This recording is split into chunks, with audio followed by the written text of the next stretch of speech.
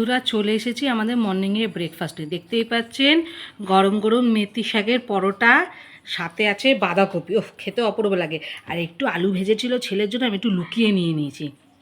আমার মা এই গোল গোল করে কি একটু কালো কী সব ফোড়ন দিয়ে আলু ভাজাটা করে, খেতে খুব সুন্দর লাগে।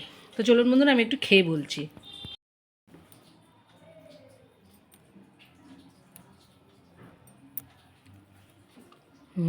বন্ধুরা খুব ভালো হয়েছে খেতে।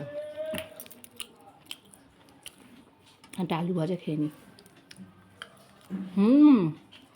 আমার এই আলু ভাজাটা খেতে খুব ভালো লাগে।